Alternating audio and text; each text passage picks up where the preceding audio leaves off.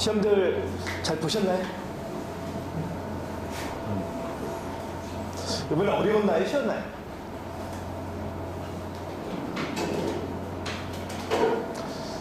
쉬웠다고 느끼실 분도 있고 어렵다고 느끼실 분도 있고 그렇죠? 네. 상황에 따라 다 다를 텐데 1교시는 13문제에서 이제 10문제 보는 거잖아요. 그렇죠?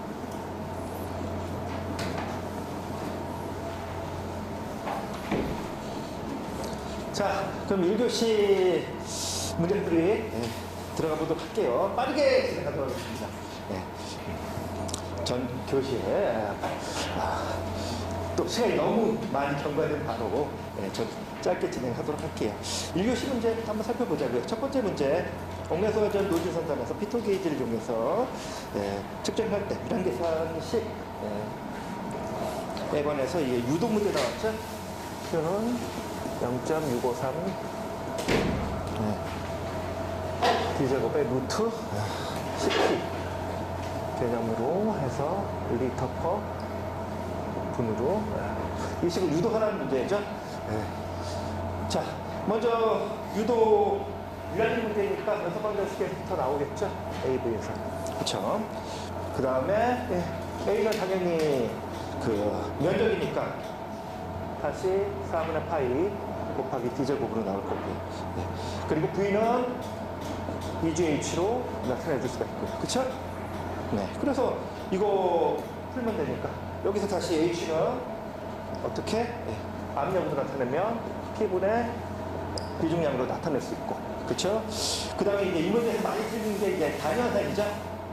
단위환산 해주는 거에 관한 걸 잘하는, 사실은 기숙사 준비하시면 이 문제 못 푸실 분은 거의 없을 거고, 단위환산에서 아마 시험 보실 때 혼동이 오시거나 그러면 좀 틀릴 수 있는 사항들이 많죠. 그래서 지금 여기에 나와 있는 압력 단위를 지금 센티미터 퍼 제곱을 메타 제곱으로, 그 다음 밀리미터를 미터 단위로 어떻게 표현해 주냐, LPM 같은 거를 세제곱미터 퍼 세크로 어떻게 표현하느냐에 따라서 달라지니까.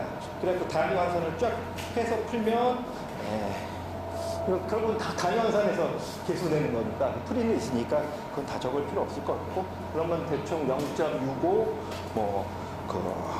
99 이래 쭉쭉 나오고 D제곱 곱하기 루트 P가 나올 거고, 여기서 이제 유량계수 곱하면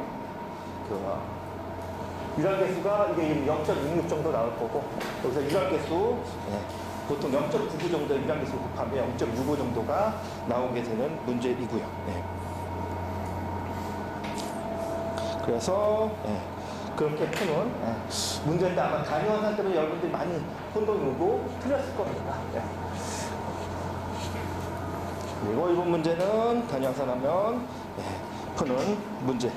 자, 이번 문제 화재 성장 속도, 캐스케이드가 표현한 HRR, 열방 충돌에 관한 식하고, 화재 성장 속도별 4단계 구분하고 대표적인 품목까지 물어본 문제이고요. 자, 화재 성장 같은 경우에는 우리가 Q 곡선을 하면 알파 T 제곱으로 나타내 주죠. 그렇죠? 화재는 실질적으로 화재가 발생하면 원형으로 퍼져나가죠. 그 원형으로 퍼져나가는 건 시간의 제곱에 비례하는 걸로 나타나 있기 때문에 화재 성장 속도가 결정하는 것은 화재 성장 곡선은 거의 시간의 제곱에 비례하기 때문에 이 공식을 이용합니다. 그래서 성장기 때 시간이 어느 정도 걸리냐. 근데 이 기준이 되는 건 우리는 보통 1메가와트, 정확하게 얘기하면 5.와트 기준으로 삼고 있으니까 그때 시간이 얼마 걸리느냐에 따라서 구분하죠. 그래서 슬로우, 미디엄, 그 다음에 패스트, 울트라 패스트로 구분을 합니다. 그래서 이 시간이 기본적으로 빠르다. 75초면 울트라 패스트, 그 다음에 2배면 150초이면 패스트, 그 다음에 300초면 미디엄. 그렇죠? 그 도달 시간. 그 다음에 슬로우 같으면 600초. 결국엔 600초에 1메가와트가 오는데 걸리는 시간이 얼마예요? 그래서 빠르게 오른다는 얘기는 화재 열이 빠르게 발생한다는 얘기니까 그 피해 같은 것도 훨씬 클 수밖에 없는 상황이니까요. 네, 그런 의미로 받아들이시면 되고, 그래갖고 슬로우 같은 경우에 주로 가구 제작용 목재 같은 경우, 그 다음 미디엄 같은 경우 가구, 천 같은 것을 덮여 있는 가구, 그 다음에 패스트 같은 건 나무 더미, 그 다음에 울트라 패스트 같은 경우는 우리가 말하는 액체, 가연물, 활성 액체 가연물 등이 해당이 됩니다. 그래서 그걸 기준으로 삼아서 당연히 1메가와트가 되는데 시간이 빠른다는 얘기는 너무나 큰 열방 추출률과 열방 추출이 발생하다 보니까 큰 피해를 유발한다는 얘기이고요. 그래서 이거에 관해서 물어보고 있는 문제였죠. 그래서 이 안에 해당되는 것들이 뭐냐, 대표적인 것들 한두 개 적어라, 그런 의미이고요. 그렇죠? 그래서 일반적인 가연물 같은 경우, 일반적인 목재, 플라스틱류 같은 경우, 이런 경우는 슬로우가 되는 천이 많이 들어가 있는 계통이 미디움, 이런 형태로 구분하시면 되고요.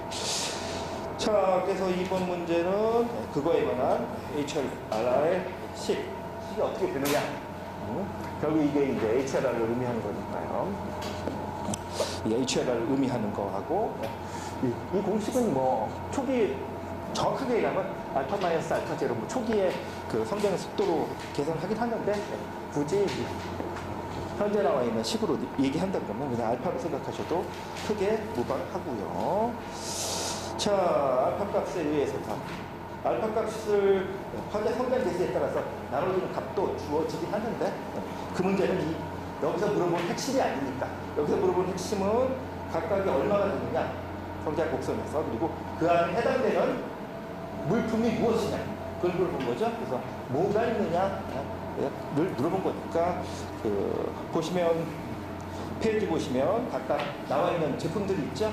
그 제품에 관해서 최소한 하나나 두 개 이상 적으라는 의도의 문제였으니까요. 그것을 여러분들이 표기해 주시면 될 것이고요. 그래서 화재가 성장할 때 시간의 제곱에 비례한다라는 것 기억하시고요. 이게 바람의 영향 문답을 달라져요. 산불 같은 경우에는 그 화염이 꺾여버리니까 열을 받는 면적이, 복사열 수혈받는 면적이 달라지니까 한 방향으로 속도가 크게 증가되지만, 지금 VX 화재인 경우에는 바람이 안 불거든요. 그러니까 시간에 따라서 화원의 중심으로 얘가 동일한 크기로 원형을 그리면서 퍼져나가거든요.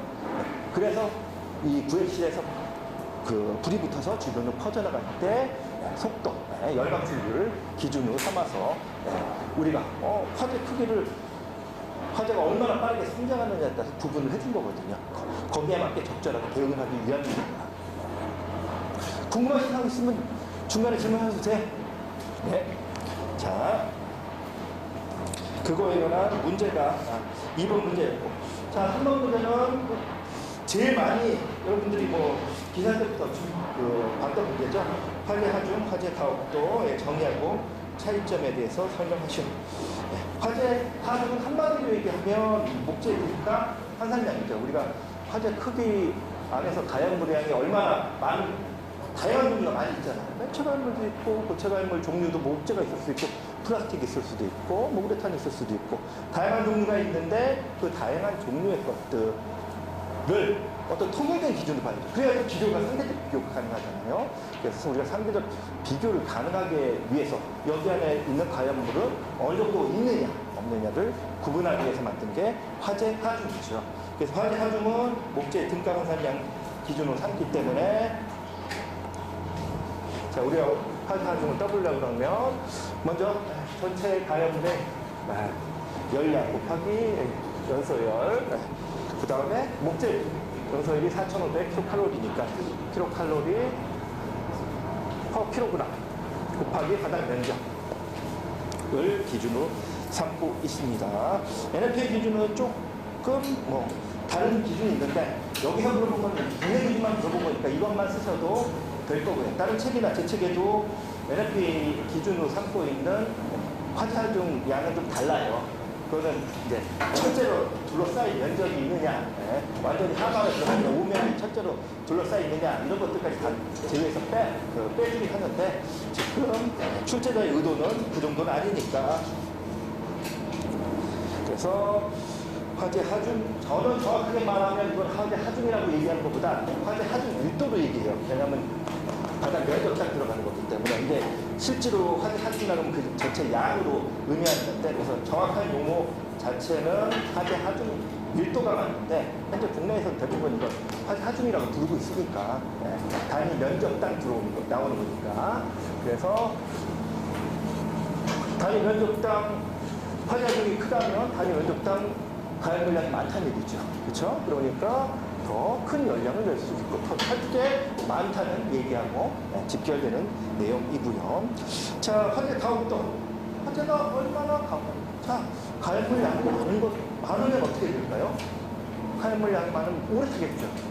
근데 가열 물량이 그 화재 중에 많다고 해서 실제로 그 실의 온도가 올라가느냐 라는 문제는 또 다른 문제입니다.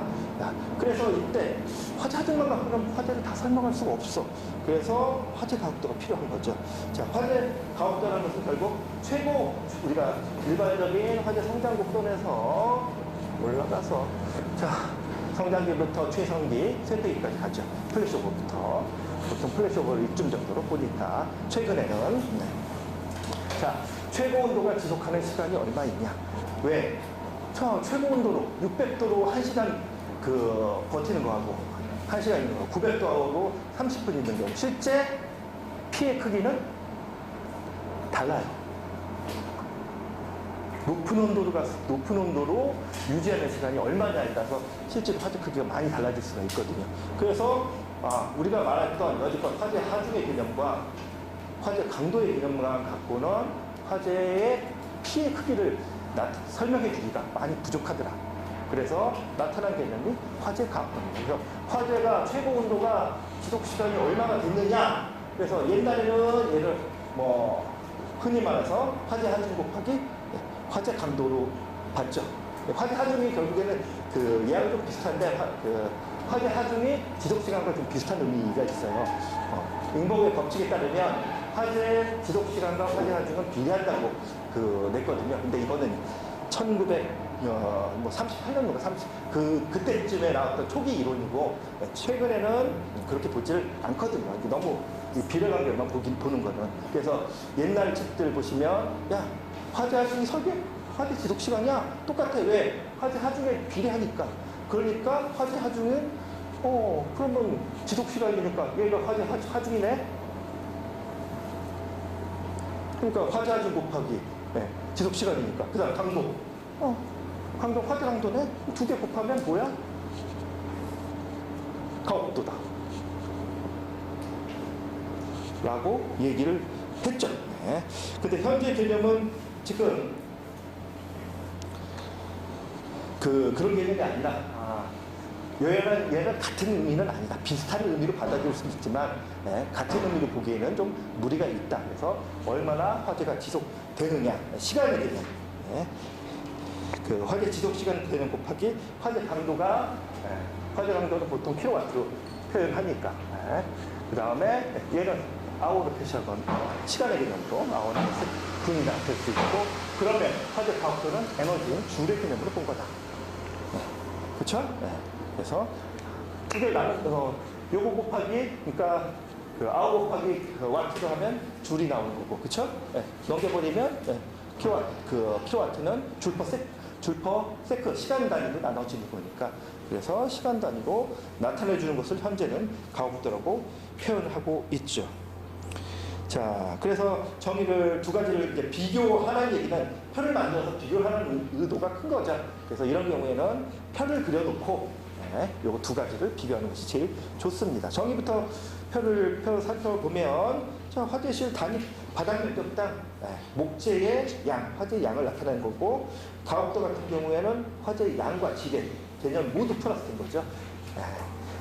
지속 시간이라는 게 양의 개념 이 들어가 있는 거고 질이라는 것은 화재 강도가 얼마나 크냐의 개념이 들어가 있는 거니까 그래서 계산식으로 나타내주면 아까 식과 동일한 거고요. 나타내준 거하고 하고 화재 가옥도는 지속 시간 곱하기 최고 온도로 표현해주면 되고 자 그래서 화재 하중은 뭐냐? 화재 규모를 판단하는 에너지의 총량 여기에 얼마나 많은 에너지가 있느냐 킬로와트 개념이나 메가와트 개념으로 볼 수 있는 거고 자 화재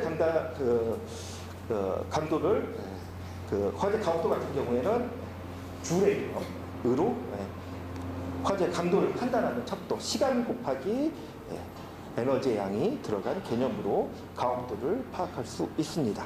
자, 이게 화재 가혹도하고 화재 하중하고 화재 가혹도하고 비교를 하는 거고요.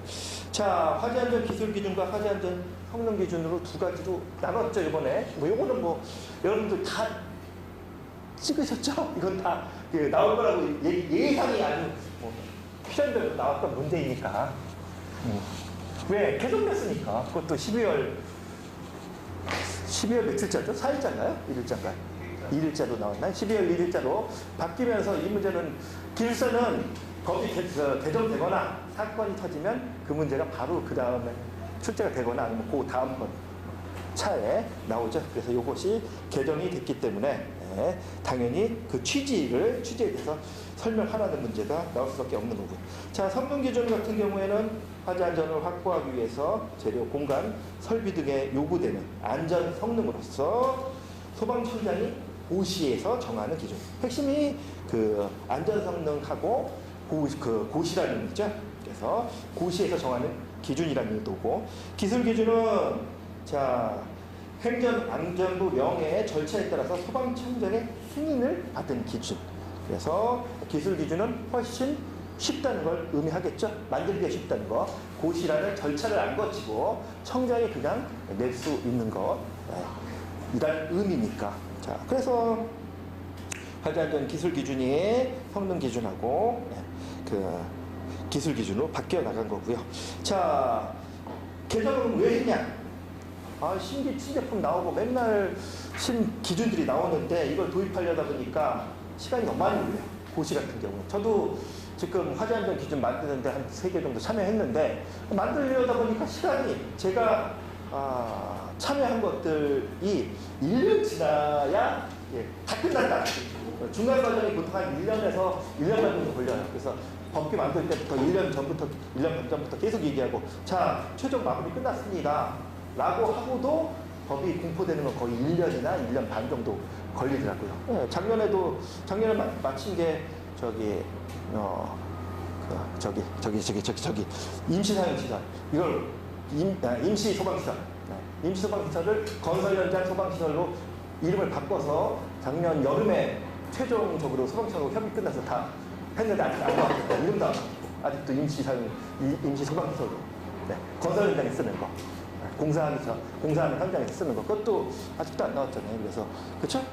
그게 제가 작년 6월에 소방청하고 마지막 마무리 했던 부분들이거든요. 근데 시간이 오래 걸리거든요. 이게 또 뭐 기획재정부 갔다 와서 뭐 그 고충 뭐 처리도 하고 뭐 여러 가지 절차를 거치다 보니까 시간이 많이 오래 걸리는 사항이 있습니다.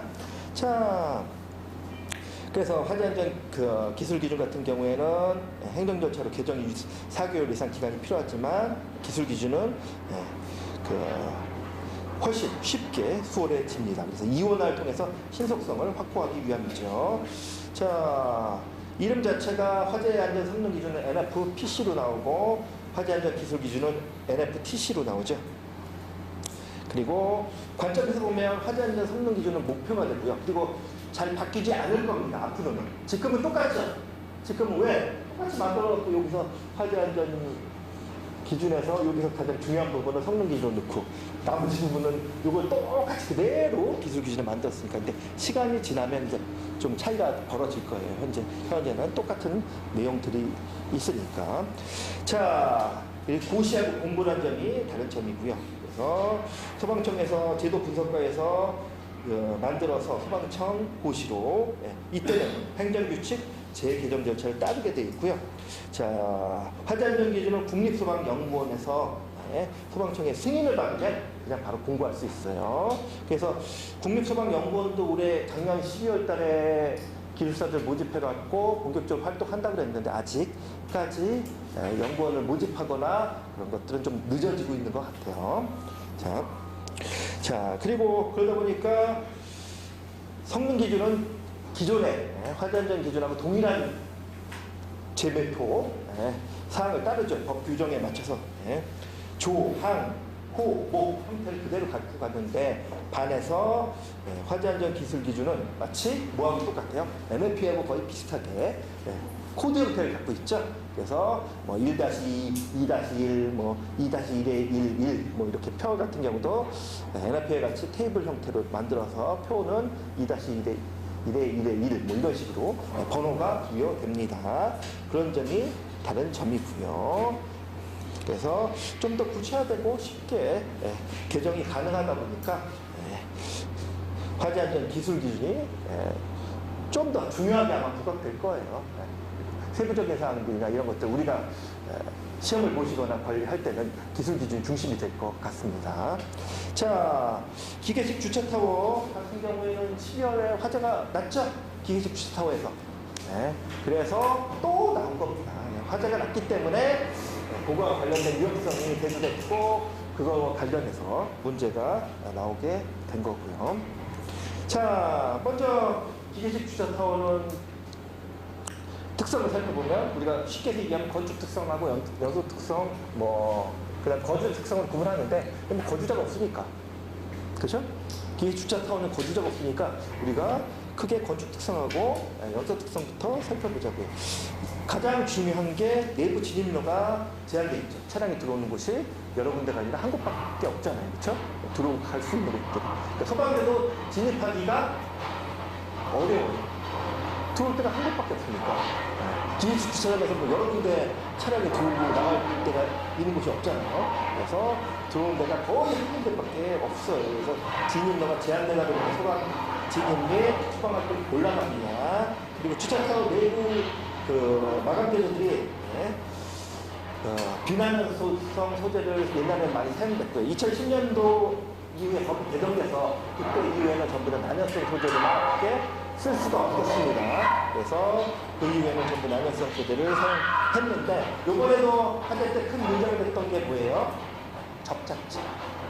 타고 올라가기 접착제. 여기도 이번에 화재 나는 곳도 아마 여러분이 그 신문이나 이런 거 지상으로 확인해 보시면 실제로 화재가 나서 화재가 확산이 빠르게 된 이유는 전부보다 접착제 때문에 타고 들어가면서 화재가 크게 확산된 거라고 아마 나올 겁니다. 여기 같은 경우. 그래서 그런 부분에 큰 문제가 있다. 접착제에 관한 기준은 우리 없죠. 그래서 그런 부분들에 관한 문제들. 당연히 밀폐 구조로 되어 있습니다. 뭐 기계식 주차타워에 뭐 창문이 뻥뻥 뚫려갖고 환기가 되거나 원기를 배출하거나 뭐 배열설비를 하거나 거기도 사람이 있지 않으니까 다른 환기 시설 같은 것도 다른 설비에 비해서는 대단히 취약하게 되어 있고요.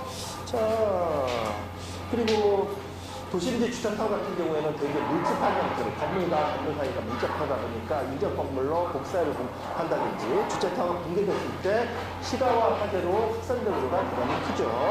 자, 연소 특성 같은 경우에는 당연히 수직관통 부위니까 연돌 효과에 의해서 훨씬 더 빠르게 연기가 위로 상승하게 될 수 있으니까 화재 확산이 빠를 수밖에 없겠죠. 그런 특성을 갖고 있고요.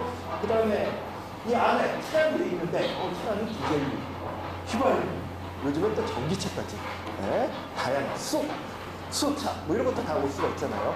근데 뭐 대부분의 경우에는 기계식 주차타워에는 전기차는 잘 못 들어오고 있어요. 그냥 무게 때문에 이게 전체적으로 무게 때문에 감당할 수 없는 경우가 대부분이어서. 그런데 뭐 그러니까 전기차도 올 수가 있기 때문에 다양한 요소가 있습니다. LPG도 있고요. 뭐 그러다 보니까 화재 위험성이 당연히 클 수밖에 없고, 특히 전기차에 같은 경우에는 열폭주 현상이 일어나면 큰 문제가 발생할 수도 있고, LPG 같은 경우에는 가스 폭발 우려도 있기 때문에 다른 것보다 훨씬 더 위험성이 강화돼 있죠. 따라서 화재 안전성을 위해서 이런 시설은 어떤 걸 할 건가?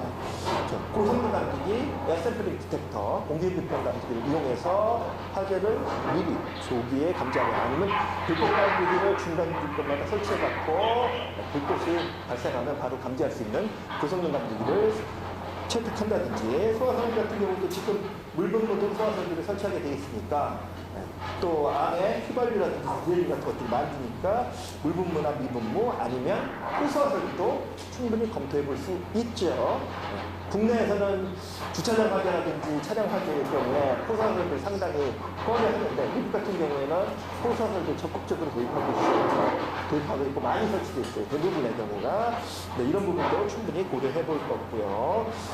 그 다음에 스프링클러 설치한다 그러면 당연히 사냥식이 좀 힘들죠. 왜냐하면 차량이 적재되는 타입이다 보니까. 그래서 측벽판 같은 것들을 적극적으로 도입해야 되고, 헤드도 당연히 방사형이 많은 오리피스가 큰 캘리프트가 큰 스프링클러 헤드를 설치해야 할 필요성이 있습니다.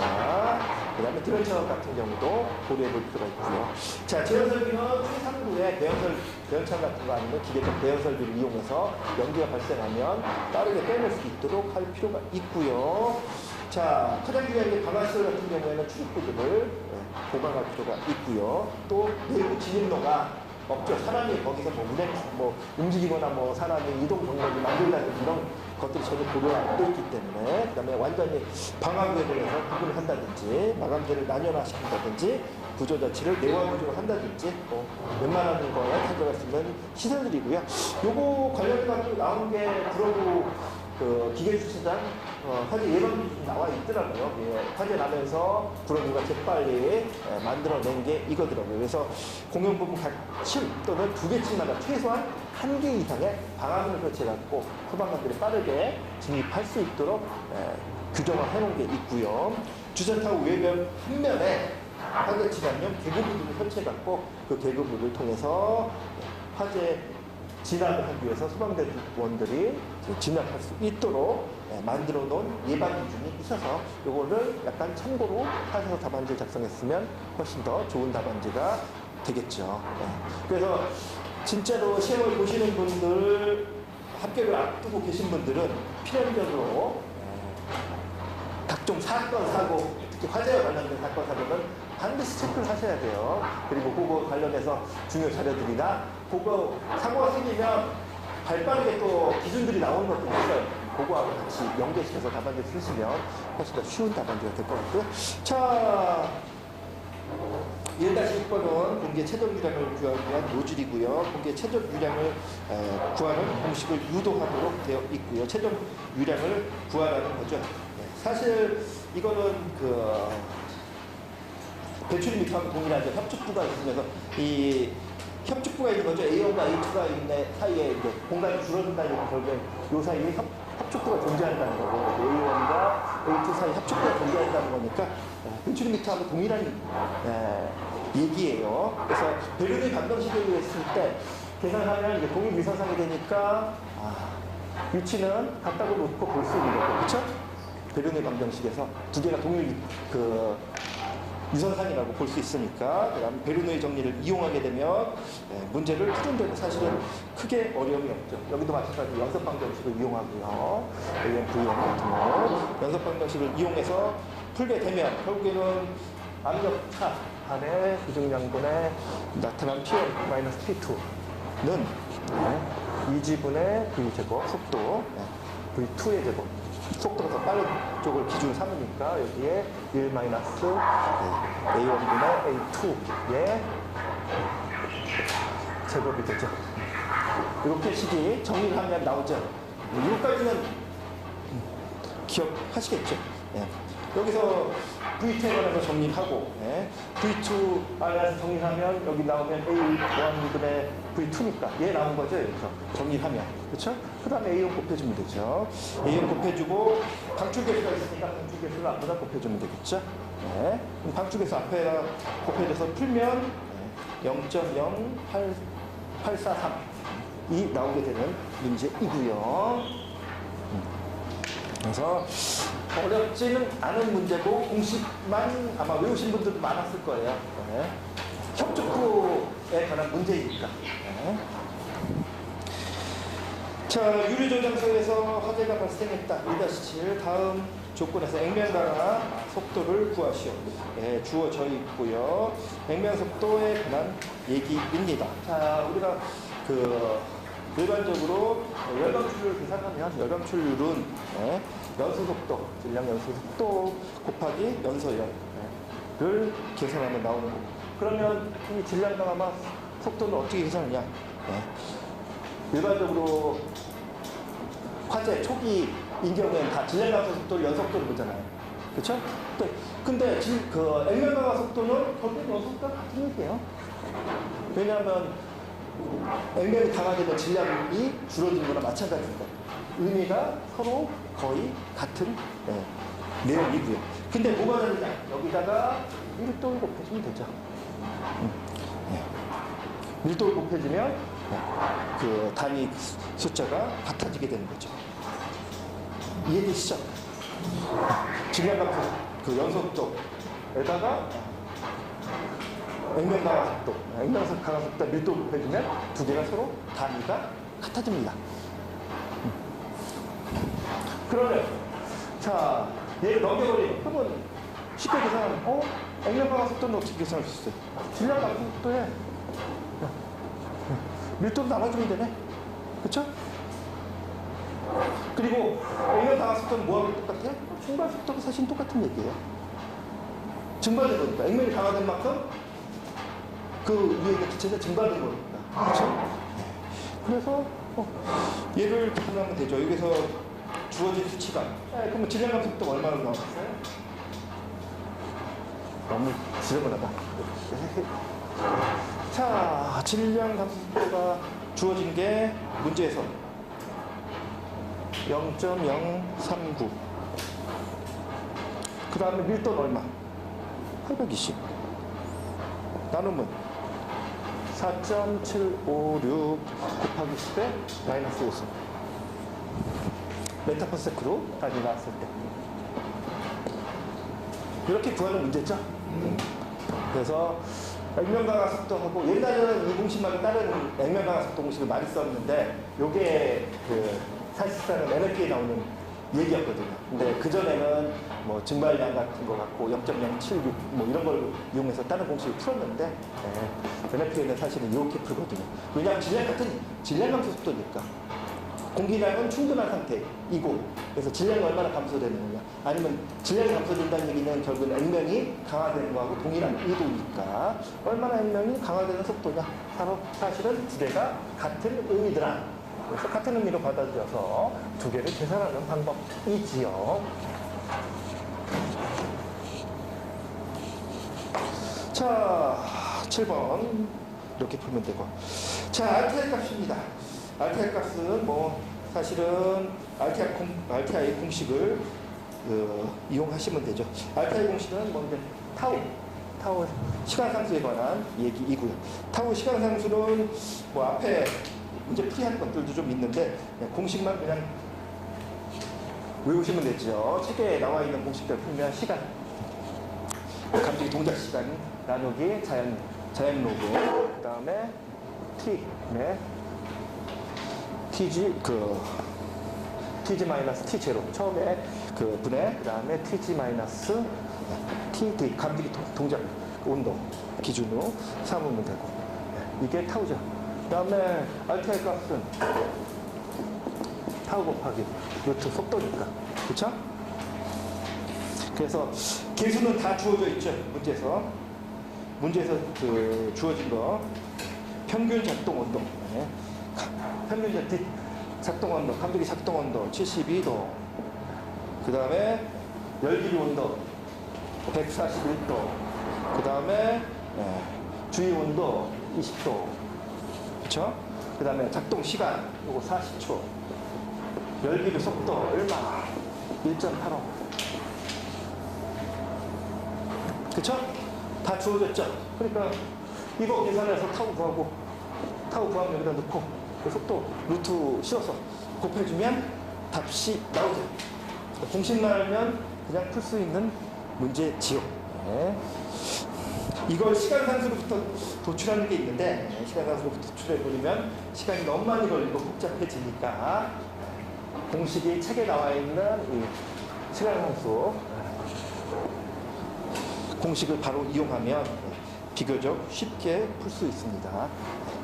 63.2%가 도달할 때까지 시간을 의미하는 게 시간 상수니까. 그래서 계산하면 자 RTR 값으로 이용하는데 RTR 값에 따라서 이제 구분을 하죠. RTR 값이 얼마냐에 따라서 RTR 값이 50 이하냐 패스트, 그다음 50에서 80은 스페셜, 패스트 스페셜, 그 다음에 스탠다드가 80에서 350까지 해당되니까. 그 다음에 요 값에 따라서 구분을 하고 있고, 그래서 우리가 패스트로는 주거용이나 ESFR, 스페셜 같은 경우에는 특수 용도라서 별도로 어떤 헤드를 구별하기 어렵고요. 스탠다드가 우리가 쓰고 있는 일반적인 헤드나 헤드가 스탠다드에 해당이 됩니다. 그래서 RTA 값에 관해서는 이렇게 볼 수 있는 거고요. 자, 공동주택의 설치 가능 여부를 확인해달라. 자, 공동주택 같은 경우에는 우리가 조기반응형 스프링클러 헤드 설치할 거죠. 크게 세 가지 장소가 있어요. 공동주택 노유자 시설의 거실, 그 다음에 오피스텔 숙박시설의 침실, 병원 시설의 입원실, 이렇게 세 가지 구분할 수 있죠. 그게 이 중에서 그 공동주택 같은 경우 거실에 해당되는 부분이 있기 때문에 지금 값이 얼마 나왔어요? 계산하면 96.8 6 나왔죠. 잠깐. 지금 96.86이면 어디예요? 80 이상이죠. 그러니까 스탠다드죠. 지금 뭘 써야 돼? 패스를 써야죠. 50 이하가 나와야 되는데 얘가 96.86이 나와버리니까 표준형 헤드 이상의 값이 나오는 거니까 여기에 쓸 수 있습니까? 없습니까? 쓸 수 없습니다. 이렇게 쓰시면 되는 문제고요. 그쵸? 그래서 지금 패스트에 해당되는 RTR 값이 해당되지 않으니까 그걸 초과해버리니까 결국 시간 지연이 있다는 얘기니까 그 값이 높아지면 높아질수록, 그래서 공동주택에는 적합하지 않다. 공동주택 거실이라 그러면 실제 거실만 의미하는 건 아니죠. 그렇죠? 우리가 거실이라는 것은 생활의 공간을 전부 의미하고 있는 거기 때문에 여기서는 당연히 패스트의 값이 나와야 됩니다. 근데 패스트의 값이 안 나왔기 때문에. 자, 소방용품의 형식 승인하고 성능 인정, 인증 기준 개념과 형식 승인의 절차에 대해서 설명하라는 얘기고요. 자, 의무 검정 중에 우리가 형식 승인이 들어있는 거죠. 그래서 자, 물품을 제작하거나 또는 수입하거나 할 때는 소방산업기술원의 기준에 적합한 소종의 성능을 보유하고 있는지를 검증받아야 되는 거고요. 그래서 검정 물품들이 나와 있죠. 소방용품 중에 요게 여기 바뀌었죠. 바뀌면서 이거 지금 시험 문제 나온 거죠. 그래서 저도 이 표를 옛날에 갖고 있던 책에 표를 좀 고쳤어요. 기준을 보니까 몇 가지 품목들이 바뀌어 있더라고요. 그래서 그 바뀐 품목 때문에 아마 이번에 시험 문제가 출제된 것 같아요. 옛날 거에 관해서. 자, 잘 검증에 들어가 있는 것이 이제 성능 인증이죠. 형식 승인 대상 이외의 소방용품에 대해서 국가에서 성능 기준을 고시하고 관계인의 요청하에 의해서 시험을 시행하는 것이고요.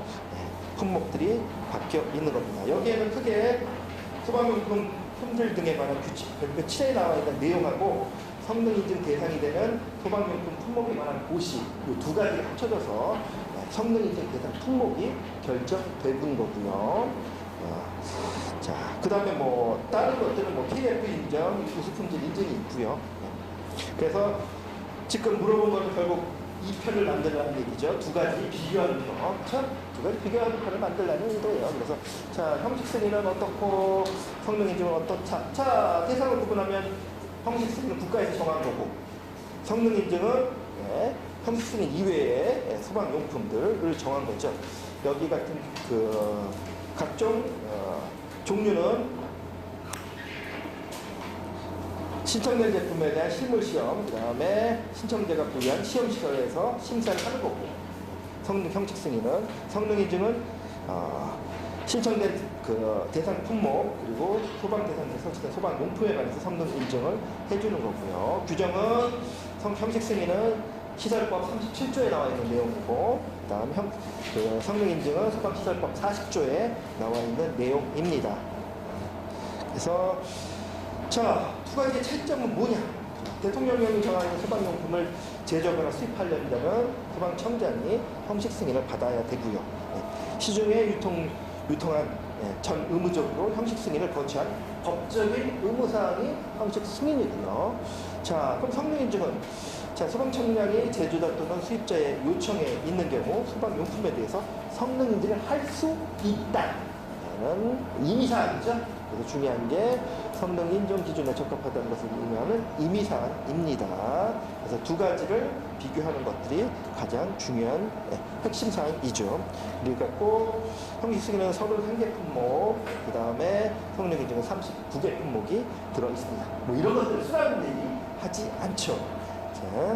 자, 형식 승인 체계를 살펴보면 먼저 소방청장이 형식 승인 및 검사 그를 한국소방산업기술원장한테 위탁을 주는 거죠.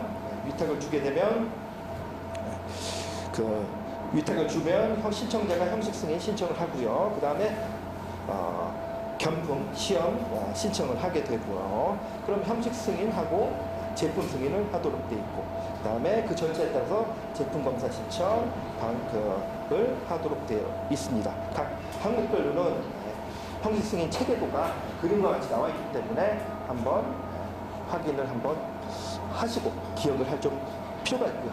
네.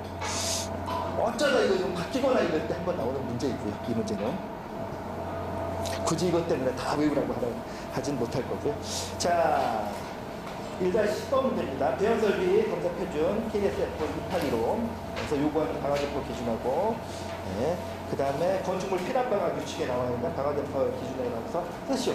얘는 암기해서 쓰라는 문제입니다. 법적 기준이기 때문에 뭐 이거는 뭐 이해를 하거나 그런 문제가 아니라 얼마나 이걸 암기를 하고 있느냐에 관한 문제이고요.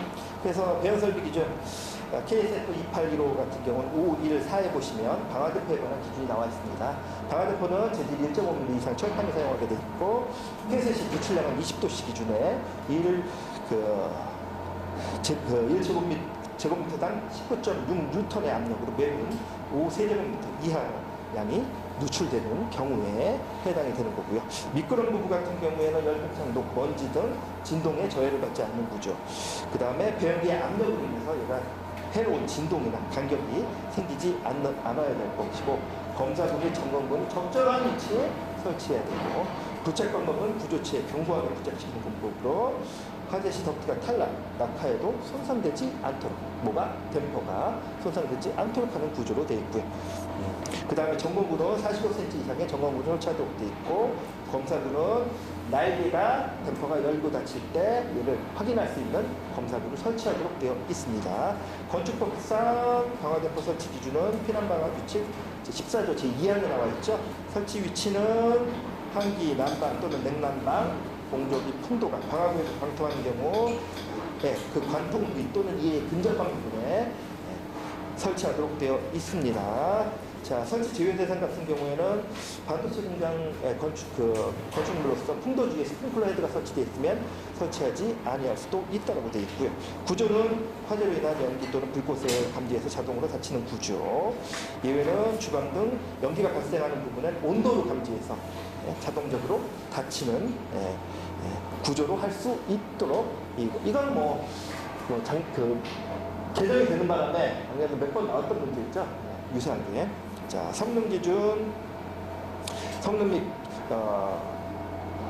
기준 및 구성 같은 경우에는 건축자재 품질 인정 및 관리 기준 제35조에 나와 있는데 이 부분까지는 물어본 것 같진 않아요. 하지만 이 부분까지 더 이해하시고 써주시면 더 좋을 것 같아요. 그 부분은 참고사항으로 넣은 거고요.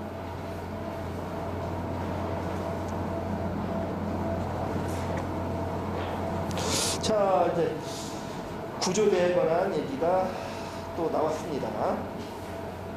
자, 요양병원 정성을 갖는 피난기구 종류를 쓰시고 구조대를 선정할 경우 주의사항을 설명하시오.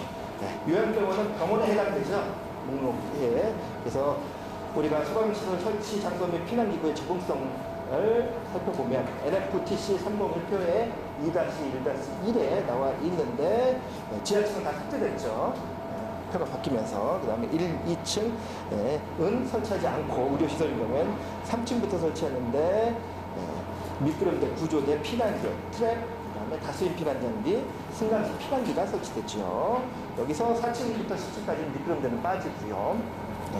이렇게 설치 대상이 있고, 구조대는 크게 경사강화식하고 수직강화식 구조대 두 종류가 있고요. 둘 다 당연히 주의사항은 형식승인 제품을 사용해야 되고, 구조대는 형식승인 대상이니까 길이는 피난상 지장이 없고 안전된 강한 속도를 유지할 수 있는 길이 이상이어야 되고요. 안 그러면 너무 속도가 빨라지면 타고 내려오다 다칠 우려가 있기 때문에, 구조대의 적응성 같은 경우에는 장애 관련 시설로 주대 사용자 중 스스로 피난이 불가능한 환자가 있는 경우에 추가로 설치하는 경우에 하나도록 되어 있습니다. 구조대인 경우에는. 그래서 그런 부분까지 물어본 거고요.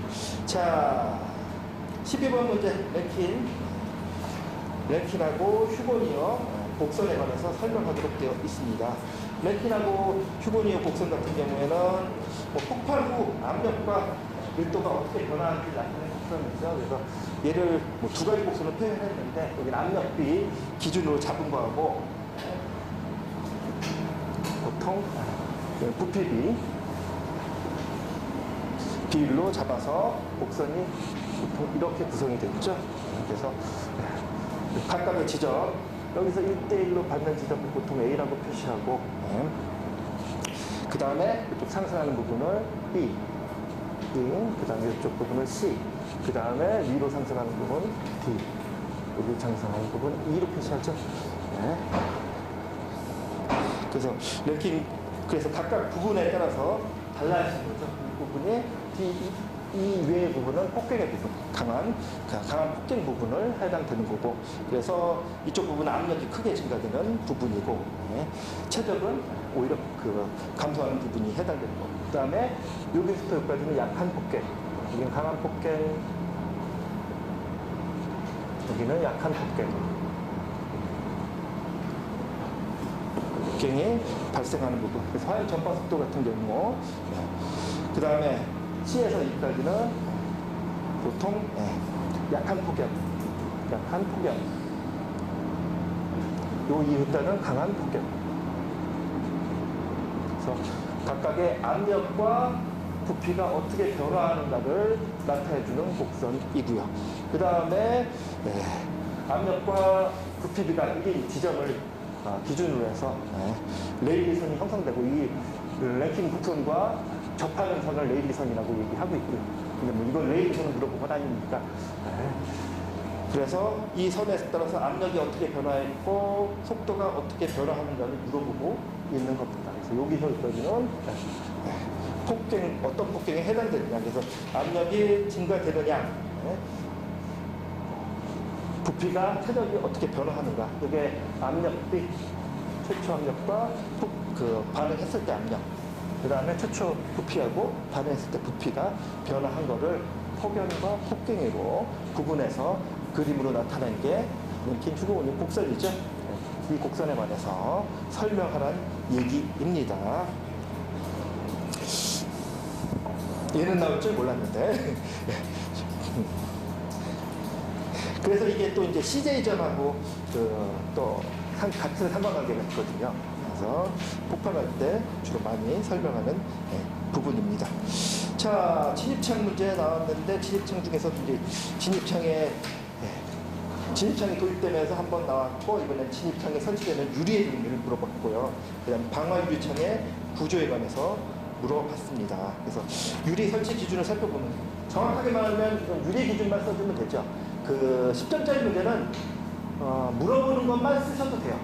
물어보면 어차피 반 페이지, 3페이지 정도 내외만 쓰셔도 충분히 답을 받을 수 있기 때문에 굳이 다른 부분을 언급할 필요 없이 핵심 부분만 적어도, 근데 뭐 너무 작게 나온다면 좀 약간 다른 부분을 첨가해서 좀 한 페이지 정도 맞추는 게 딱 보기가 제일 좋고요. 그래서 판에 유리에 관한 것들 물어보고 있죠. 그 다음에 유리 설치 기준을 보면 플로트 판 유리가 6mm 이하, 강화 유리나 배강조 유리는 5mm 이하, 기준을 삼고 있죠. 그래서 유리 설치 기준. 또 거기 아까 말한 판유리나 플로트 유리에 되는 유리로서 이중 유리인 경우는 23mm 이하. 그래서 두께를 제한을 둔 거죠. 왜냐하면 깨고 들어가야 되니까 너무 두꺼우면 깨기가 힘들 테니까 두께를 일정 길이 두께 이하로 잡아줘서 충분히 타격해서 파괴하고 소방관이 진입할 수 있도록 규정을 한 겁니다. 그러면 이제 방화판하고 방화 유리창에 관한 내용입니다. 자, 설치 대상은 아파트 2층 이상에서 2층 이상 층에서 스프링클러에 살수범위가 포함되지 않은 발코니의 구조를 변경하는 경우. 이 스프링클러가 설치되면 설치 안 해도 되죠. 그래서 대부분의 경우가 스프링클러들이 최근에 많이 설치돼서 방화판, 방화 유리를 설치하지 않는 경우를 훨씬 더 많이 보셨을 거예요. 자, 그래서 어떻게 설치하냐? 자, 발코니 끝부분으로부터 바닥의 두께를 포함해서 난간까지의 높이를 90cm 이상 방화판이나 방화 유리창을 설치하도록 되어 있고요. 창호와 일체 또는 분리하여 설치하도록 되어 있습니다. 그 다음에 방화 유리창 같은 경우에는 방화 유리 비차열 30분 이상의 성능을 요구하고 있고요. 그래서 비차열로 30분 이상의 성능을 요구하고 있구나라는 것을 알면 되겠죠. 뭐 비차열은 결국엔 차임성만 보는 거죠. 차임성 중에 면패등 제외하고, 그렇죠? 두 가지 기준. 균열 게이지하고 화염 전파. 화염이 10초 이상 지속되지 아니할 것. 두 가지 점만 봐서 차임성만 보는 거니까. 비차열이니까. 차열이라 그러면 차열성까지 보는데 얘는 비차열이다 보니까 그것만 보도록 되어 있습니다. 그래서 핵심은 지금 유리에 관해서만 물어본 거니까 이 부분이고, 뭐 나머지들은 참고사항으로 여러분들이 이해할 수 있도록 조금 기술해 놓은 겁니다. 자, 이것으로써 1교시 문제풀이를 마치도록 하겠습니다. 궁금하신 거 있으면 언제든지 질문하셔도 되고요. 질문하러 오셔도 되니까 편한 마음을 갖고. 왜냐하면 내가 모르는 거는 아는 게 중요하거든요. 모르면 괜히 그냥 넘어가지 마시고 언제든지 질문해 주시기 바랍니다. 자, 수고 많이 하셨습니다. 감사합니다.